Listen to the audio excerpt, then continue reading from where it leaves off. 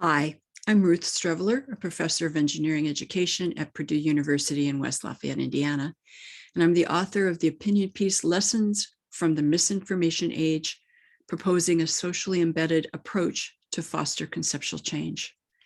In this video, I want to share a bit about how this opinion piece came to be. I've been studying the process of conceptual change ever since I did my dissertation research. The persistent question that has been nagging me is, why are some concepts so difficult to learn? I've had the good fortune to work with very bright, very motivated students who really wanted to understand the concepts they were being taught.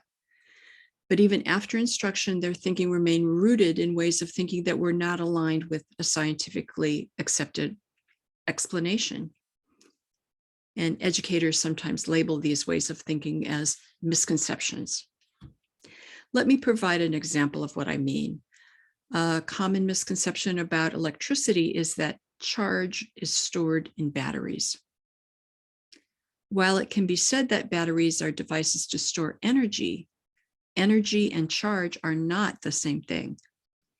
In my own research, we found this confusion about what these terms mean to be true even with seniors in electrical engineering. The confusion about something as fundamental as the concept of charge can have an impact on how students approach circuit design and can really impact the way they go about problem solving. So the question for educators then becomes, how do we help students to think in a scientifically accepted way? And we call this fostering conceptual change. It's been a major theme of my research career. In fall of 2020, I was granted sabbatical leave, and I focused that time on rethinking my own ideas about how conceptual change works.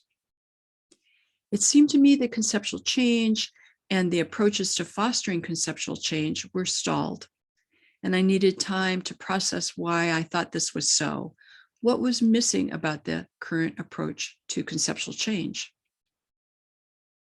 In the past, I've always focused my framework for thinking about conceptual change as very cognitive. I was only concerned with what went on in people's heads. But as I looked around at world events in fall of 2020, a new socially embedded view emerged. I could see that different groups of people considered facts in very opposing ways. One group would say X is a fact, and other people would say X is a lie, Y is a fact. Then that first group would say, no, Y is a lie. And I wondered, was this situation where very different groups had a totally different view of what was real? Could that teach us something about conceptual change? The punchline here is that I've changed my view of conceptual change from a strictly cognitive perspective to one that really includes the social environment. This opinion piece is my result of my thinking about that. I'm not trying to invalidate what has been learned about the cognitive aspects of conceptual change. I think those are still quite valid, but I do see that the social climate is an important barrier or a level that must be gotten through before we can start to work on the cognitive aspects of conceptual change. So I hope you'll read more about this in my opinion piece.